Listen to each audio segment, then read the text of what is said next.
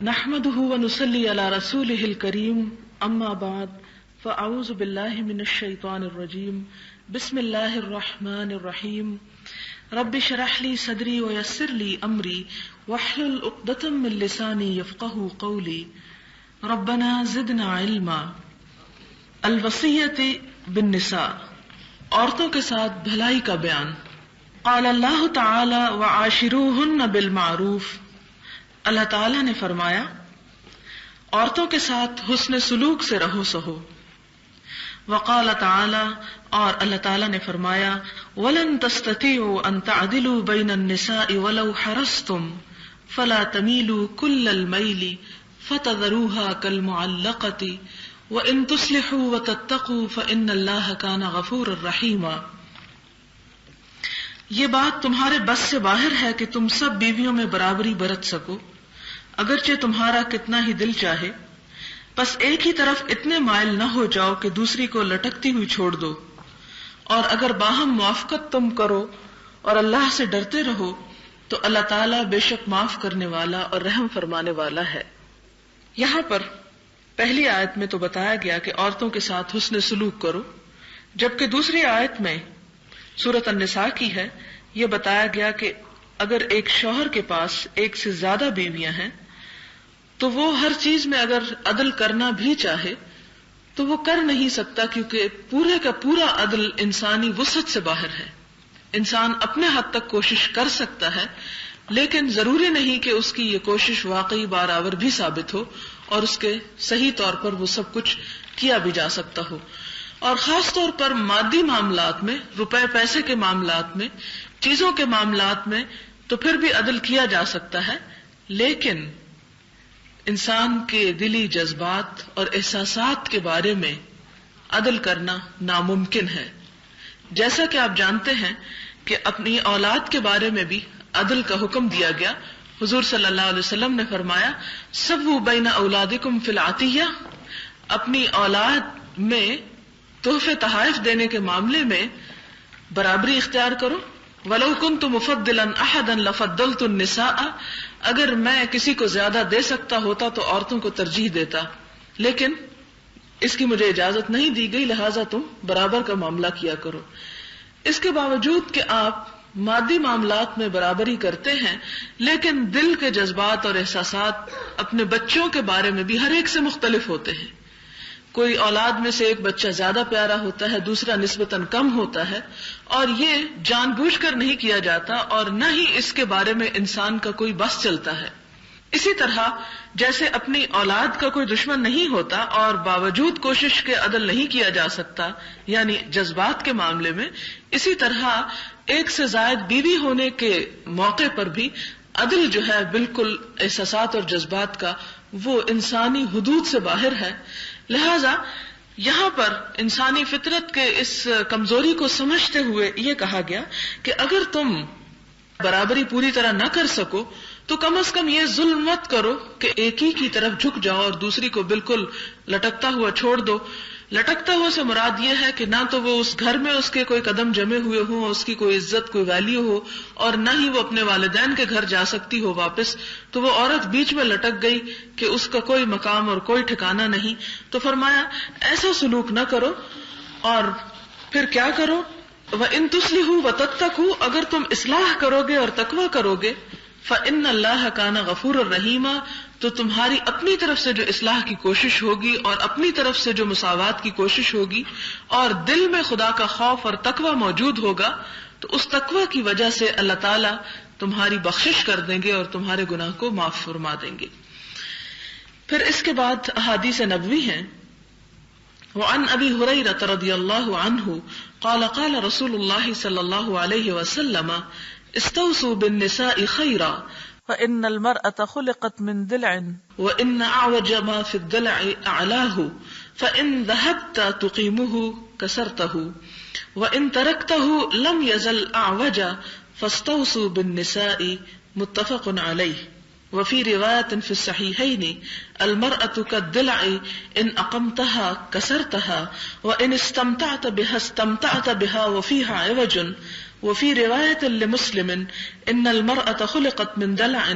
لن تستقيم لك على طريقة فإن استمتعت بها استمتعت بها وفيها عوج وإن ذهبت تقيمها كسرتها وكسرها طلاقها.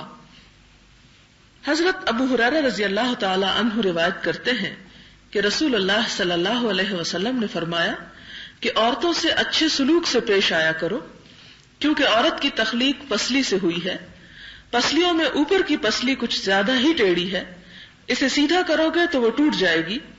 اگر چھوڑ دو گے تو وہ کج ہی رہے گی، ٹیڑھی ہی رہے گی، پس عورتوں سے بھلائی کرو، کجی دور کرنے کی فکر میں نہ گھلو کہ یہ اس کی فطرت ہے جسے تم بدل نہیں سکتے۔ بخاری اور مسلم کی ایک روایت میں یوں ہے کہ عورت کی مثال پسلی کی سی ہے، اگر تم اسے سیدھی کرنے کی کوشش کرو گے تو اسے توڑ بیٹھو گے،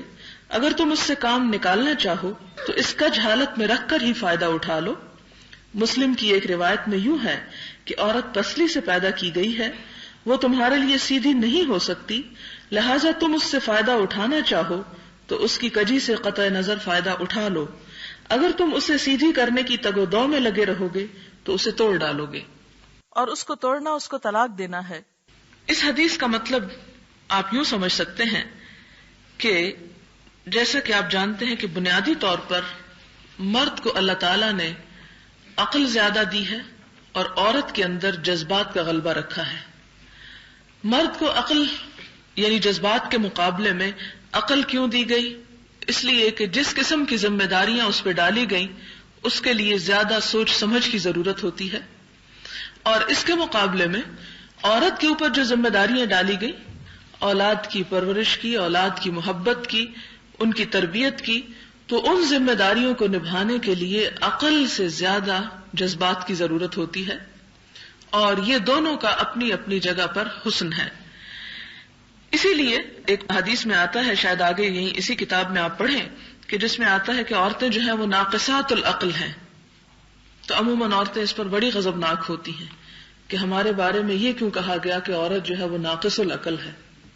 حالانکہ ایک بات تو یہ کہ عربی زبان میں ناقص کا مطلب وہ نہیں جو اردو میں ہے، نقصان یا نقص کا مطلب عربی زبان میں کمی ہے۔ جب ناقصات العقل کہا گیا تو اس سے مراد یہ ہے کہ عورت کے اندر عقل کے اس لیول میں جو مرد کے اندر پایا جاتا ہے اس میں اس سے نسبتاً وہ کم ہے، لیکن یہ نہیں کہا گیا کہ یہ اس کا کوئی عیب ہے، بلکہ اس لیے کہ اگر عورت کے اندر عقل اور فلسفیانہ قوتیں زیادہ رکھ دی جاتی تو اس کا نتیجہ یہ نکلتا کہ اگر انسان ہر وقت نفع نقصان کو دیکھتا رہے تو ظاہر ہے کہ اولاد کے معاملے میں بھی انسان کو بعض اوقات والدین ساری عمر صرف دیتے رہتے ہیں، تو وہ دوسروں کی مثال دیکھ کر کہ بچے ساری عمر والدین سے لیتے ہیں اور واپس کم ہی کوئی لوٹاتا ہے، تو بہتر ہے ہم اپنے اولاد کو کچھ بھی نہ دیں۔ نہیں، ماں اپنی محبت کی وجہ سے، اپنے ان جذبات کی وجہ سے، یہ جانتے ہوئے بھی کہ اولاد سے معلوم نہیں فیض حاصل ہوگا یا نہیں، پھر بھی ان کے لیے تڑپتی ہے، پھر بھی ان کے لیے سب کچھ کرتی ہے۔ اب اگر آپ دیکھیں کہ مردوں کو چونکہ جیسے بزنس اور کام کاج اور تجارت اور ان چیزوں سے واسطہ پڑتا ہے، اور وہاں پر نفع اور نقصان کا ذہن میں رکھنا جو ہے وہ نہایت ضروری ہے، اگر وہ وہاں جذباتی فیصلے شروع کر دیں تو جیسا کہ بعض مردوں کے اندر ایسی خصوصیت پائی جاتی ہے تو وہ اس تجارت میں کامیاب ہونے کی بجائے الٹے ناکام ہو جائیں۔ لہذا یہ دونوں کے اندر جو خاص قسم کا ٹرینڈ رکھا گیا، ایک کے اندر زیادہ عقلی احساسات اور شعور رکھا گیا اور دوسرے کے اندر جذبات زیادہ رکھے گئے تاکہ وہ اپنے اپنے کاموں کو بہترین طریقے پر کر سکیں۔ اب یہ ماں کی جو ممتا ہے وہ بھی اسی جذبات کا نتیجہ ہے۔ اب آپ دیکھیں کہ اگر عقل اور جذبات بالکل برابر لیول پر آئے تو بھی انسان صحیح طور پر کام نہیں کر سکتا، لہذا جذبات کا اور ان ماں کی ممتا اور احساسات کا وہ غلبہ جو اس کے اندر رکھا گیا، اسی سے یہ زندگی کا جو معاملات ہیں وہ چل رہے ہیں۔ اس میں جب ناقص العقل عورت کو کہا گیا تو اس سے مراد وہ اردو والا ناقص العقل نہیں کہ عورت جو ہے وہ پاگل ہے، یہ بے وقوف ہے یا وہ جو ہے احمق ہے، یہ اس سے مراد نہیں، بلکہ اس سے مراد یہ ہے جو میں نے ابھی آپ کے سامنے وضاحت کی۔ اور پھر آپ دیکھیں کہ سائنٹیفکلی یہ پروف بھی ہو چکا ہے کہ عورت کے دماغ کا وزن جو ہے وہ مرد کی نسبت کم ہے، یعنی کچھ چانسز کا فرق ہے. یہ بھی اس کے لیے کوئی برائی کی بات نہیں، اس لیے کہ وہ اگر بہت بڑھا دیا جاتا تو پھر وہ جن عورتوں کا، کیونکہ اس میں بھی آپ دیکھیں کہ یہ اکثریت کی بات کی گئی ہے، چند ایک کی بات نہیں کی گئی، کیونکہ کوئی بھی قانون یا فیصلہ یا کوئی بھی اسٹیٹمنٹ جو ہے وہ اکثریت کو سامنے رکھ کے دی جاتی ہے، صرف چند ایک ایکسپشنز کو نہیں رکھی جاتی. اب بھی آپ دیکھیں کہ جن عورتوں کے اوپر عقل کا غلبہ زیادہ ہو رہا ہے اور جذبات کا نسبتاً کم ہے، وہ اپنی آزادی کے لیے اور اپنے حقوق کے لیے جس طرح کی جنگ لڑ رہی ہیں، اس سے سوائے نقصان کے اور صرف اپنے آپ کو ہلاک کرنے کے اور کچھ بھی نتیجہ نہیں نکل سکتا. کیونکہ اللہ تعالیٰ نے عورت کا جو رول رکھا ہے اس میں حقیقت ہے کہ قربانی ہی قربانی ہے، اور اگر یہ رول اس کا ختم ہو جائے تو معاشرے کا بیلنس اور معاشرے کا توازن جو ہے وہ بگڑ جائے، اور پھر اللہ تعالیٰ کی جو حکمتیں ہیں ان دونوں کو مختلف طرح پیدا کرنے کی اور زندگی کا نظام چلانے کی، وہ ہو نہ سکے. اور اس میں آپ دیکھیں کہ جس طرح اب یہ نعرے لگائے جاتے ہیں اور کہا جاتا ہے کہ مرد بچے کیوں نہیں پیدا کرتے، اور مرد بچوں کی پرورش کیوں نہیں کرتے، اور مرد کیوں نہیں عورت کے جو کام ہیں ان کے اندر اسی طرح ہاتھ کیوں نہیں بٹاتے، جبکہ عورت جو ہے وہ مردوں جیسے کام کرتی ہے. پہلی بات تو یہ ہے کہ عورت کو اللہ تعالیٰ نے کہیں ذمہ داری نہیں دی، کوئی بوجھ نہیں ڈالا، اسے کوئی مجبور نہیں کیا کہ وہ گھر سے باہر نکلے اور مردوں کے سے کام کرے. عورت کو اللہ تعالیٰ نے بہت عزت دی، اسے حق دیا ماں باپ کے مال کے اوپر، شوہر کے مال کے اوپر، اسے حق مہر دلوایا، اسے نان و نفقے کا سارا ذمہ اس کے شوہر کو دیا گیا. اور پھر یہ کہ اگر شوہر دنیا سے چلے جائے تو بھی اس کی جائیداد میں حق رکھا گیا، صرف اس لیے کہ وہ اس کی بیوی ہے، اس کے خون کا کوئی رشتہ نہیں اس شوہر سے، پھر بھی صرف بیوی ہونے کی وجہ سے اس کے مال میں اس کا حق رکھا گیا. ان تمام چیزوں کے ساتھ عورت کو جو مقام اور جو عزت اور جو حیثیت دی گئی، اس کے اوپر فرض نہیں عائد کیا گیا کہ وہ گھر سے باہر نکلے. پہلے درجے پر اور پہلے نمبر پر ہم نے یہ کوشش کی عورت کے اندر یہ جذبات اور یہ احساسات پیدا کرنے کی کوشش کی کہ گویا گھر کے کام کرنا ایک فضول چیز ہے اور ایک کم تر درجے کا معاملہ ہے اور ایک حقیر کام ہے. پہلے اس کو اس کی اصل ڈیوٹی کے ادا کرنے کے بارے میں احساسات کمتری کا شکار اسے کیا گیا. اور جو عورت پڑھ لکھ کر جاب نہ کرے تو اسے کہا گیا کہ اچھا ایسے ہی وقت ضائع کر رہی ہو، تو گویا اس کا کام نہ کرنا اور وہ کام نہ کرنا جو اس پہ فرض نہیں، یہ سمجھ لیا گیا کہ شاید وہ اپنا وقت ضائع کر رہی ہے.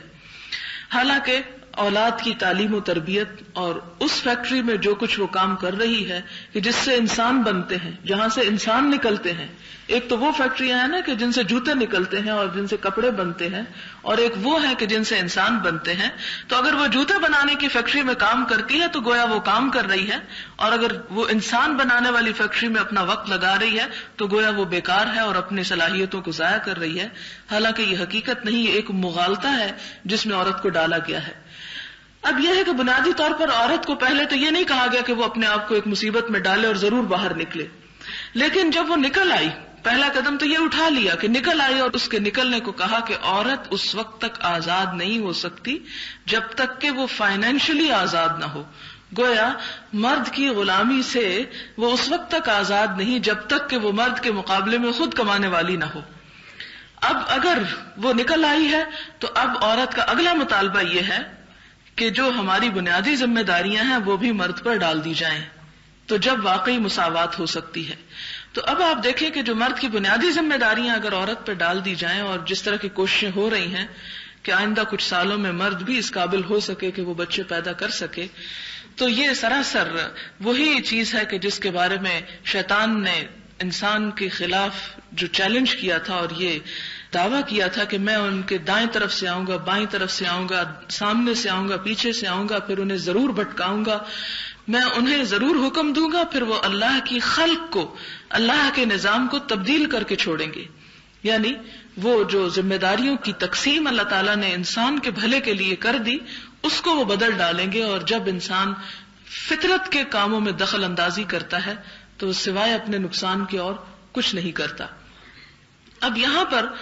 جو چیز بتائی گئی وہ بھی اس میں یعنی ٹیڑھی پسلی سے، یہ اصل میں مرد کو یہ بتایا گیا کہ تم جس طرح سوچتے ہو ہر چیز 2 اور 2 4،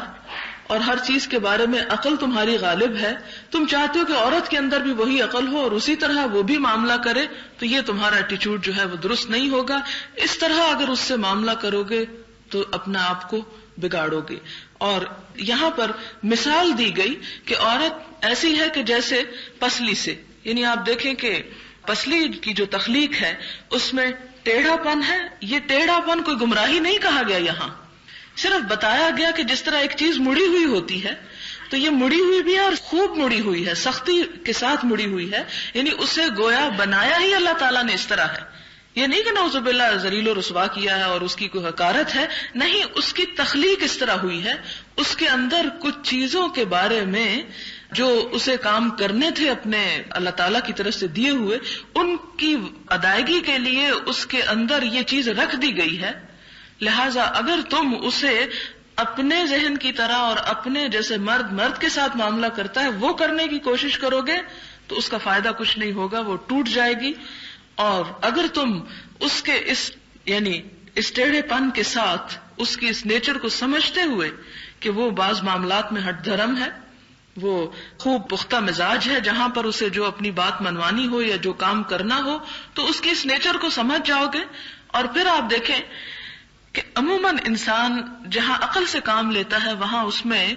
جب عقل سے کوئی بات سمجھ میں آ جاتی تو نرمی بھی اس میں آ جاتی ہے، لچک آ جاتی ہے. لیکن جہاں صرف جذبات کا معاملہ ہو وہاں آپ دیکھیں اپنے آپ کو بھی رکھ کے کہ جہاں صرف جذبات کا فیصلہ ہو وہاں انسان عقل سے سمجھ بھی رہا ہو کہ یہ معاملہ نقصان دہ ہے اور خراب ہے، لیکن انسان اس کو پھر انا کا مسئلہ بنا لیتا ہے اور اس پر پھر اس طرح ڈٹ جاتا ہے کہ ساری دنیا بدل جائے، لیکن وہ نہیں بدلتا. تو اس لیے شوہر کو یا ایک مرد کو عورت کی فطرت سمجھانے کی کوشش کی جا رہی ہے تاکہ وہ اس کے ساتھ صحیح طور پر معاملہ کر سکے. یہ اگر عورت کہے کہ اچھا میں پھر ٹیڑھی پسلی سے بنی ہوں تو اس میں عورت کا بھلا کیا قصور ہے؟ عورت نے اپنے آپ کو خود تو نہیں بنایا، یہ تو اس کا بنانے والا اس کا رب ہے. اب اگر کوئی عورت اس پر غضبناک ہوتی ہے تو وہ کس پہ غضبناک ہو رہی ہے؟ نعوذ باللہ اللہ تعالیٰ پر، بنانے والے پر.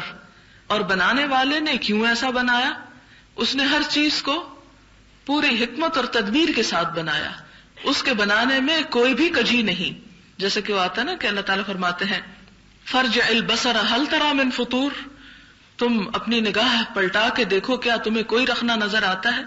یعنی آسمان کی طرف. ثم ارجع البصر کرتين ينقلب اليك البصر خاسئا وهو حسير، کہ تمہاری نگاہ تھک کر نامراد پلٹ آئے گی لیکن تمہیں رحمان کی تخلیق میں